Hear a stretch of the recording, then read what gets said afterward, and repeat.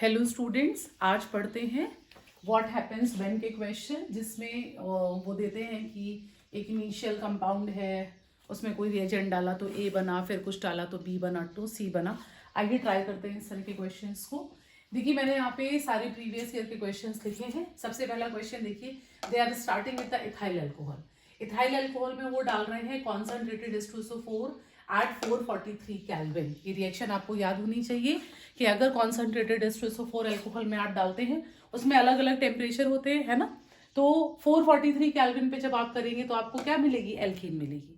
देखिए, ए ब्लू से मैंने प्रोडक्ट्स लिखे हैं, और जब एल्कीन में फिर आप HBr डालेंगे तो एडिशन करेंगे तो आपको क्या मिलेगा? मार्कोनी-कोव्स के अकॉर्डिंग इधर H और इधर Br CH3 CH2Br।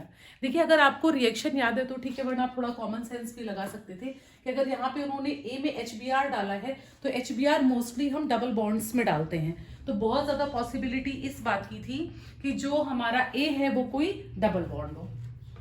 आ जाइए, एल्काइल हैलाइड बना, इसमें आपने एक्वस KOH डाला।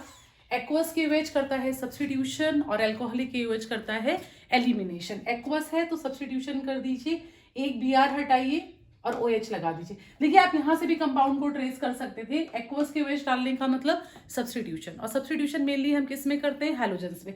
इसका मतलब B कोई हैलाइड होना चाहिए था, है ना। HBr से रिएक्शन करके हैलाइड बना, ठीक। अब आपने ये बना लिया अल्कोहल, और देखिए I2 और NaOH, ये मैंने आपसे पहले भी कहा कि ये आपको हमेशा याद रहना चाहिए कि ये आयोडोफॉर्म रिएक्शन है, और आयोडोफॉर्म रिएक्शन का प्रोडक्ट होता है CHI3। कोई मतलब नहीं है कि आपने यहाँ पर कितने कार्बन लिए हैं, मगर जो प्रोडक्ट बनता है वो एक कार्बन का आयोडोफॉर्म बनता है, दैट इज CHI3। अगर आप ब्रोमीन लेते तो वो ब्रोमीन लेते तो CHBr3 ब्रोमोफॉर्म बनता, क्लोरीन लेते तो CHCl3 क्लोरोफॉर्म बनता। ऐसे क्वेश्चंस में कॉमन सेंस यूज हो जाता है, आप कहीं से भी इसको पकड़ सकते थे। अगर आपको यहाँ से नहीं समझ में आ रहा तो आप यहाँ से देखिए, I2 और NaOH यूज करने का मतलब आयोडोफॉर्म बनेगा, है ना। तो कई ऐसे पॉइंट्स है जहां से आप रिएक्शन को ट्रेस आउट कर सकते थे। चलिए अगला देखते हैं, ये एक एल्कीन है, प्रोपीन है। HBr पेरोक्साइड में ऐसे कई क्वेश्चन हम पिछले वीडियोस में कर चुके हैं। HBr पेरोक्साइड में डालेंगे तो ब्रोमीन कहाँ जाएगा? प्राइमरी पोजीशन पर। ये प्राइमरी कार्बोकेटाइन है, सेकेंडरी कार्बोकेटाइन, प्राइमरी पोजीशन पे ब्रोमीन डालिए। और NaI एसीटोन में डालेंगे तो आपको अच्छे तरीके से पता है कि ये हेलोजन एक्सचेंज रिएक्शन है, कुछ करना ही नहीं है, ब्रोमीन की जगह आयोडीन लगा दीजिए। ये कभी बहुत टफ नहीं आते हैं, है ना।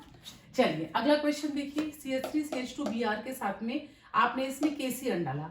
मैंने आपसे लास्ट टू लास्ट वीडियो में कहा था कि आपको याद रखना है कि KCN के साथ साइनाइड बनता है, और अगर आप AgCN डालते हैं तो आइसोसाइनाइड बनता है। फिलहाल यहाँ पे साइनाइड बनाइए।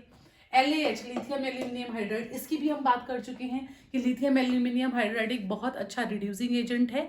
अभी यहाँ पे नाइट्रोजन प्रेजेंट है ना, तो मेरे पास क्या बनेगी? एमीन बनेगी, ठीक। इसको रिड्यूस करा दीजिए, एक हाइड्रोजन इधर, एक इधर, फिर एक इधर, फिर एक इधर, ये क्या बन गई? एमीन बन गई। और एमीन की रिएक्शन अगर NaNO2 से 0 डिग्री सेल्सियस में कराएंगे तो एमीन की हाइड्रोलिसिस हो जाती है। देखिए याद रखिए, इसकी हाइड्रोलिसिस कैसे करनी है? ऐसे करनी है इसकी हाइड्रोलिसिस। यहाँ पे HNO2 भी लेते हैं, वो ज्यादातर HNO2 लेते हैं। अगर HNO2 लेते तो देखिए ये आपका, सॉरी, ये रहा आपका नाइट्रोजन, ये रहा आपका ऑक्सीजन, और ये आपका OH। अगर HNO2 होता तो हम इस तरीके से करते। NaNO2 है तो यहाँ पर आप जो है ONA कर दीजिए, ठीक। तो फिलहाल देखिए, नाइट्रोजन इधर से निकल गई, ये इधर से वाटर निकल गया, और ये मिल गया आपको अल्कोहल।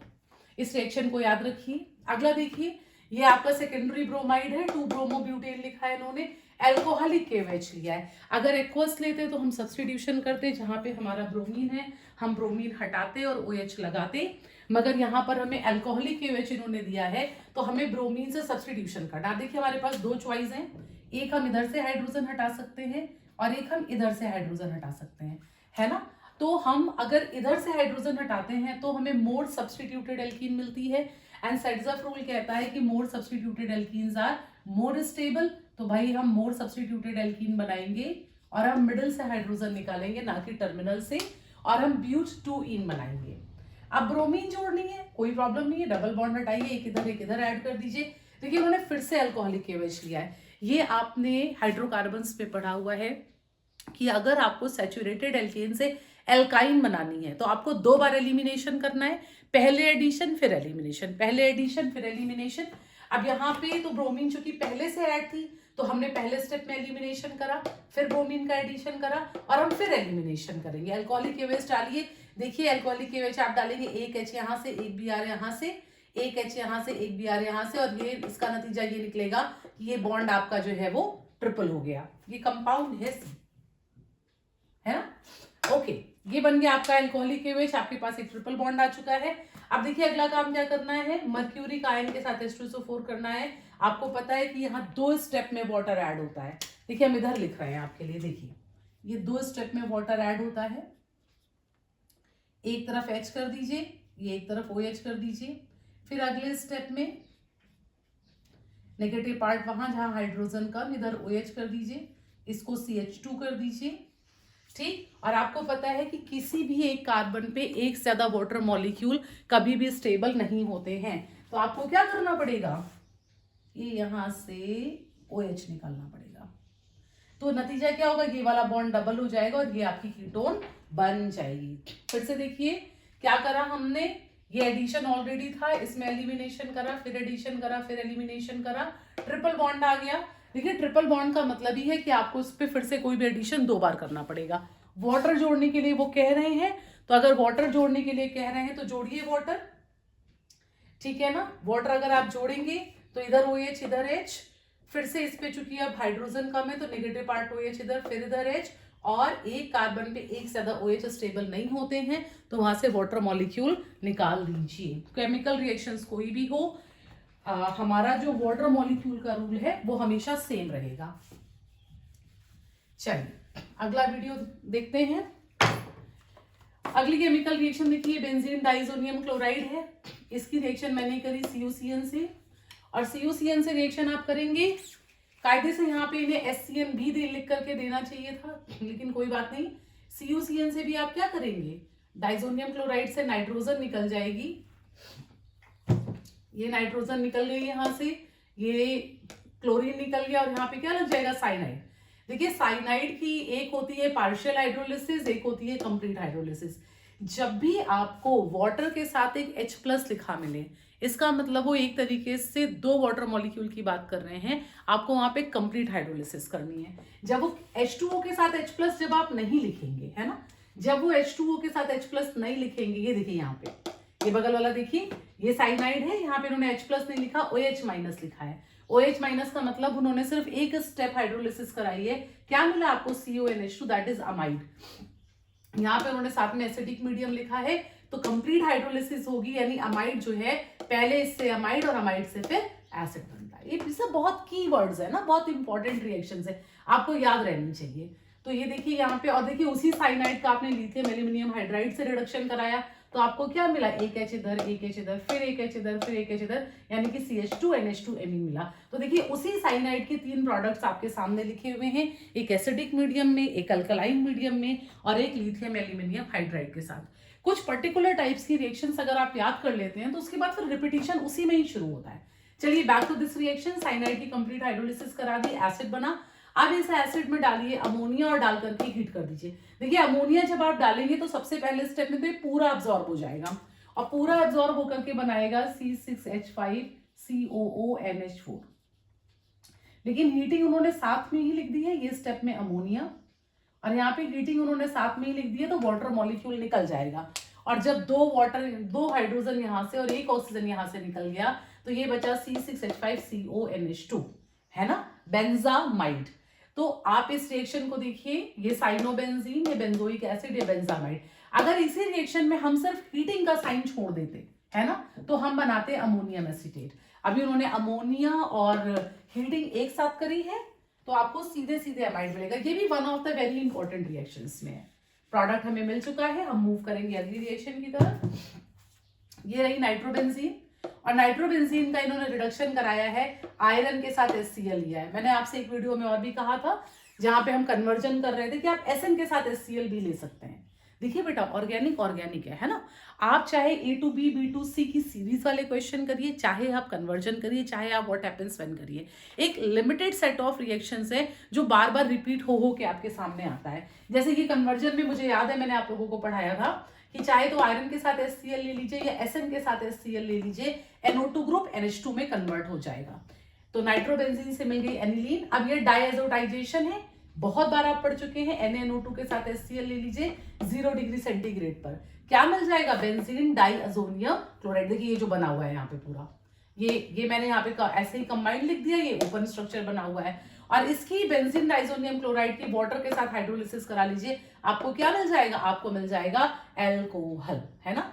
देखिए यहाँ पे भी, देखिए यहाँ पे भी ये एनिलीन थी। एनिलीन की रिएक्शन हमने NaNO2 या HNO2, इसको HNO2 कर लीजिए, आपके लिए ज्यादा अच्छा रहेगा। बुक में जो क्वेश्चन था उसमें उन्होंने NaNO2 लिखा था तो मैंने लिख दिया। HNO2 या NaNO2 दोनों चलेगा। तो यहाँ पे HNO2 के साथ एमीन की हाइड्रोलिसिस करी थी तो मुझे अल्कोहल मिला था। यहाँ बेंजीन डाइअजोनियम क्लोराइड है, उसमें मैंने वाटर डाला तो मुझे फिनॉल मिला। ओके, नेक्स्ट आइए, आइडो कंपाउंड है, आइडो इथेन है। साइनाइड NaCN डालिए, आयोडीन हटाइए, साइनाइड लगा लीजिए। देखिए NaCN और KCN एक सा बिहेव करते हैं। यहाँ पे आपने कहीं KCN डाला था, ये देखिए साइनोबेंजीन बना था। In the same manner NaCN डालेंगे, साइनोबेंजीन बनेगा। ठीक, एल्कलाइन मीडियम में इसकी हाइड्रोलिसिस करा रहे हैं, एमाइड मिलेगा, एक स्टेप हाइड्रोलिसिस। उसके बाद इसमें NaOHO डाल दीजिए, है ना। ये कौन सी रिएक्शन हो गई? ये हो गई आपकी हाफ मैंस ब्रोमामाइड रिएक्शन। अब आपसे एग्जाम में डायरेक्ट वो लिखवा लें what is Hofmann's bromamide reaction, या यहाँ पे उन्होंने कन्वर्जन के फॉर्म में करवा लिया NaOHO डाल करके, ये हो गई आपकी हाफ मैंस ब्रोमामाइड रिएक्शन। ठीक, देखिए आप उल्टा भी करते तो भी NaOH है, तो आपको पता था कि ये जो हाफ मैन ब्रोमामाइड की कंडीशन है तो यहाँ कोई अमीन मिलेगी। देखिए डिग्रेडेशन भी हुआ है, half man bromamide degradation reaction, 1 2 3 carbon थे, यहाँ पर 2 कार्बन बचे, 1 कार्बन यहाँ से एलिमिनेट हो चुका है। तो अगर आपको कहीं पे सीरीज शॉर्ट करनी हो, डिसेंडिंग करनी हो, स्टेप डाउन करना हो तो भी आप इसको यूज कर सकते हैं। चलिए नेक्स्ट टाइम मूव करते हैं। ये कौन सी रिएक्शन है? कार्बन मोनोऑक्साइड मिल गया फिनॉल के साथ में, है ना, कोलबेज रिएक्शन। NaOH के साथ में कार्बन मोनोऑक्साइड नहीं, carbon dioxide CO2, carbon dioxide ले ली मैंने फिनॉल के साथ में। आपको प्रोडक्ट पता है, बना लीजिए। इस पोजीशन पे सब्स्टिट्यूशन हो जाता है, इस पोजीशन पे सब्स्टिट्यूशन हो जाता है। देखिए इन्होंने NaOH के साथ H+ यहाँ नहीं लिखा है। स्टेप 1 में NaOH लीजिए, सोडियम का सॉल्ट बनाइए, अगले स्टेप में H+ डालिए, हाइड्रोलिसिस हो जाएगी, है ना। आप सब पहचानते हैं इन कंपाउंड्स को। अब इस कंपाउंड में आपने डाला CH3COC, ये क्या बन गया? सैलिसिलिक एसिड, है ना। This is your salicylic acid. आपको पता है कोई भी रिएक्शन में आप फिनॉल के साथ में CO2 और NaOH डालते हैं तो आपको सीधे सैलिसिलिक एसिड मिलता है। और इस सैलिसिलिक एसिड रिएक्शन में उन्होंने CH3COCl के साथ NaOH डाला। आपको अच्छे तरीके से पता है, नहीं पता है तो पता होना चाहिए कि ये एस्पिरिन का फॉर्मेशन है। तो इस रिएक्शन में कुछ भी नया नहीं था। CO2 देखते ही आपको समझ जाना चाहिए था कि ये कोल्बे रिएक्शन है। और फिर H+ यहाँ लिखा है, इसका मतलब 2 स्टेप में फाइनल प्रोडक्ट यहाँ बनाएंगे, यहाँ पे सोडियम सॉल्ट बनाएंगे। और जैसे ही आपने CH3COCl देखा आपको तुरंत याद आना चाहिए था कि एस्पिरिन आपके लिए वैसे भी इंपॉर्टेंट है। एस्पिरिन के बारे में वो ये भी पूछते हैं कि ये हार्मफुल क्यों होती है। आपको अच्छी तरीके से पता है कि ये एसिड प्रोड्यूस करती है अंदर जाकर के, इसलिए दिक्कत करती है। मगर कार्डियक अरेस्ट के जो हार्ट के जो पेशेंट्स होते हैं उसमें एस्पिरिन बहुत हेल्पफुल है, क्योंकि वो ब्लड थिनर का काम करती है, ब्लड को डाइल्यूट रखती है, तो ब्लड पंप होने में आसानी रहती है। खैर, तो ये रहा आपका ये रिएक्शन। देखिए ये रिएक्शन नहीं है, ये सीधे सीधे फिनॉल से एस्पिरिन का फॉर्मेशन है ना। तो ये तो आपको दिखाई दे रहा था कि ये पूरा का पूरा एस्पिरिन बन रहा है। अगला ये मैंने ब्रोमोमीथेन लिया, फिर से KCl लिया, साइनाइड बन जाएगी। लिथियम एल्यूमिनियम हाइड्राइड से रिड्यूस कराइए। देखिए अभी कहीं करा था आपने लिथियम एल्यूमिनियम हाइड्राइड से, ये रहा, क्या बन गया? एमीन बन गई। कार्बन को मिल गया हाइड्रोजन, नाइट्रोजन को मिल गया हाइड्रोजन। और फिर HNO2 के साथ में देखिए यहाँ से यही वाला कन्वर्जन, HNO2 के साथ में आपने इसको हाइड्रोलिसिस कराई तो क्या मिल गया? CH3CH2OH।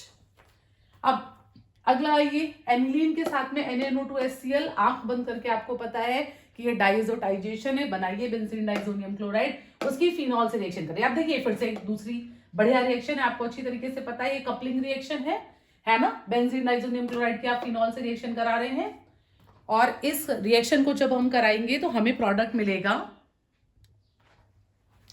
और ये प्रोडक्ट है आपका पैरा हाइड्रोक्सी एजोबेंजीन। ये एजो ग्रुप है, एन ट्रिपल बॉन्ड एन, इसको कहते हैं एजो ग्रुप। ये इसकी पैरा पोजीशन पे लगा है OH, तो ये हो गया पैरा हाइड्रोक्सी एजोबेंजीन। ये ऑरेंज कलर की डाई बनती है जो कि कलरेशन में यूज आती है।